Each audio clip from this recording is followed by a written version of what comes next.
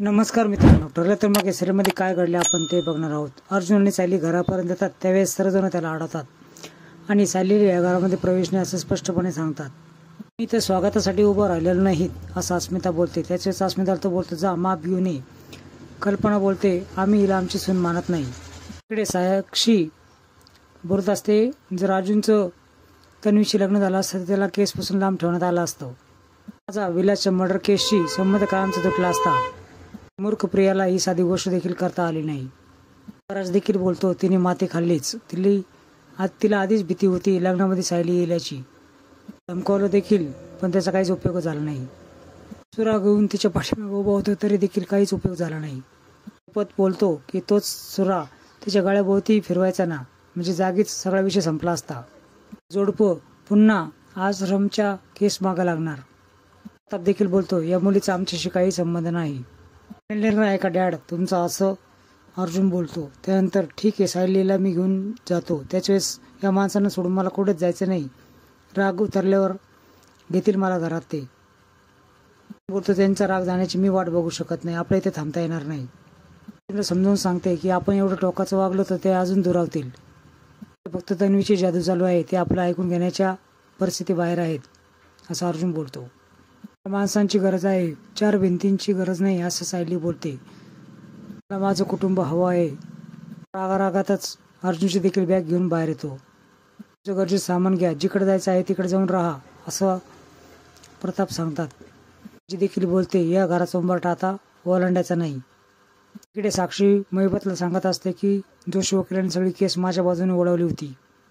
वाटेल जेलमध्ये गेला असताना सगळी केस संपली असती, पण ही तन्वी काहीच उपयोगाची ठरली नाही.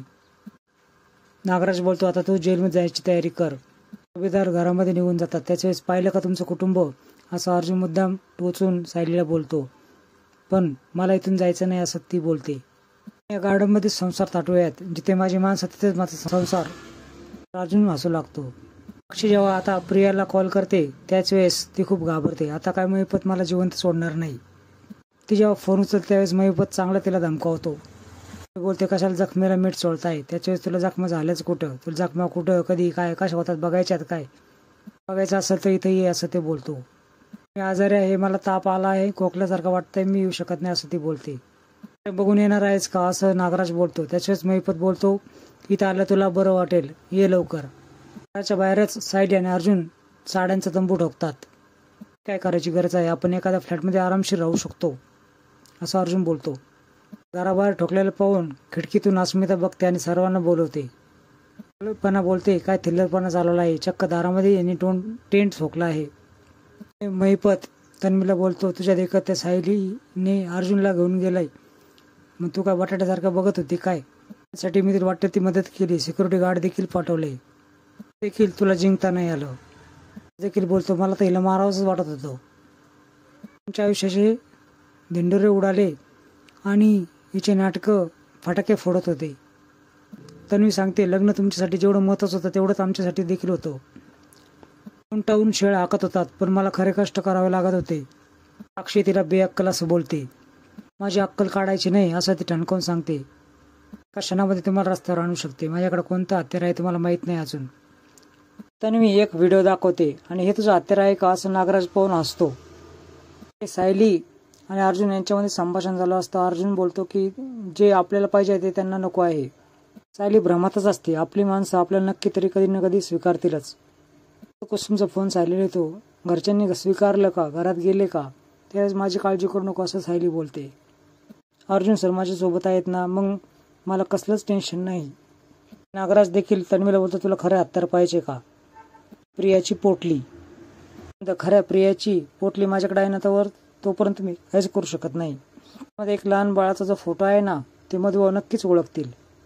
इथे लहानपणाची प्रिया आहे असं बोलतील. प्रिया जेव्हा सापडली ना त्यावेळेस फोटोच पाठीमागं तारीख लिहून ठेवली आहे. दादाचा ज्यावेळेस ॲक्सिडेंट झाला त्यावेळेसची तारीख ही मॅचच होत नाही. त्या खऱ्या बापाला दाखवायचा काय या खोट्या प्रियाचा फोटो. प्रिया भयंकर घाबरते. महिपत बोलतो, तो किल्लेदार स्वतःच हिला उलट टांगेल.